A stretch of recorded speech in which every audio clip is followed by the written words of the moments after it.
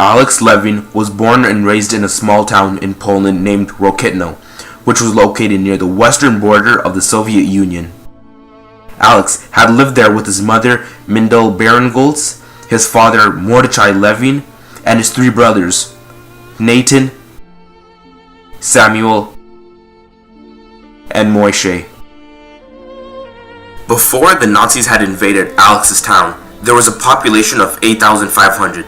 This consisted of majority being Polish. It also had Ukrainians, Russians, Belarusians, Czechs, and Gypsies, which are more commonly known as Romas, who were a group of people who had originated in the Punjab region from India, in addition to the Jewish community making up the third largest group in Rokitno, consisting of 2,000 Jewish people. The 22nd of June in 1941, a bomb was dropped on the railway station in Rokitno. Some of the civilians living there had begun to leave. Afterwards, Nazi collaborators had entered Rokitno and started to attack and rob the Jewish community. A month later, in July, when the Nazis had arrived, the Jewish community were already in hiding. They had received prior knowledge from the Polish Jews who had escaped from the center of Poland that the Nazis were coming for the rest of the Jews in Poland. Later on, a Judenrat was established, which was a council representing the Jewish community. This Judenrat was commanded in order to establish a ghetto within Rokitno. In the ghettos, any Jews over the age of 10 were to wear a Star of David, one on the chest and one on the back. They weren't able to leave the ghetto and were given orders every day. They were to collect clothing, gold, jewelry, and any farm animals. Unlike other ghettos, they weren't surrounded by barbed wire. They were controlled and monitored by police. Food became very scarce. Having to share between 3 to 4 families in each house, this only resulted in sickness. In addition to being in the ghettos, they were given no help. And those who became very sick died due to sickness.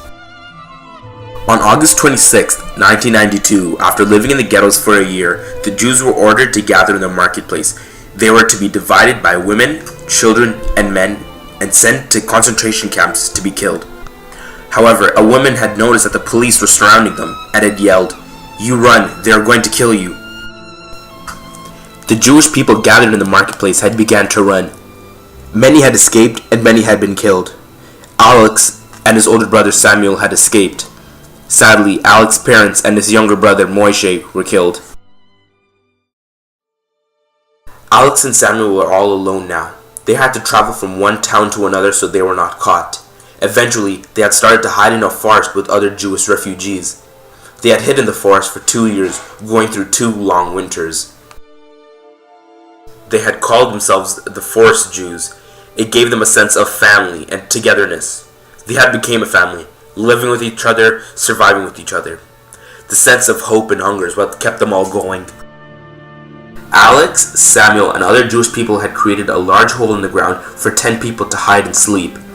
Since food, clothing, and warmth was difficult to obtain, it became very hard to survive in the forest.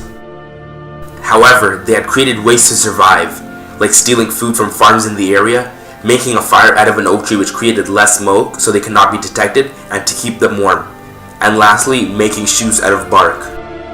One special way they used to steal food was to imitate wild pigs.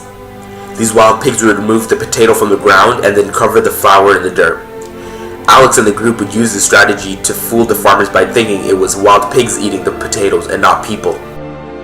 At one point, the group had hid in a bunker. Being so close to each other, they developed a lice problem in their hair and in their clothing. The group thought of a way of getting rid of the lice from their clothing. They would throw their clothing on top of a mountain of ants, and within 5 minutes, there would be no lice on the clothing, since the ants would kill off the lice. However, they still had lice in their hair. They would do what monkeys do by picking off the lice by hand and killing them one by one. After a year and a half in the forest, the group had heard artillery fire. They were aware that the Germans were retreating. On January 6, 1944, the Red Army, which was the Russian National Military Force, had liberated Rokitno. The group had returned and gathered in Rokitno. Alex and Samuel had heard what happened to their parents and brother. Alex had explained what happened to his town to a Red Army sergeant major and how they survived in the forest. The sergeant major had suggested to Samuel to join the local field unit as a brigade volunteer, and so he did. As soon as Samuel had approved, the sergeant major made sure that Alex had somewhere to go. Alex was invited to the 13th Army as a recruit in the field hospital unit. At this point, Alex was called the son of the regiment at 11 years old. A year later, after the Second World War had ended, Alex was sent to the USSR and enrolled in cadet school. Alex had spent many years in cadet school and graduated from it. Although it may have seemed peaceful, Alex had faced discrimination for being Jewish. Alex had later married a woman named Marina and had a baby girl with her. After being surrounded by the Cold War and discrimination, Alex had decided to move to Canada in 1975.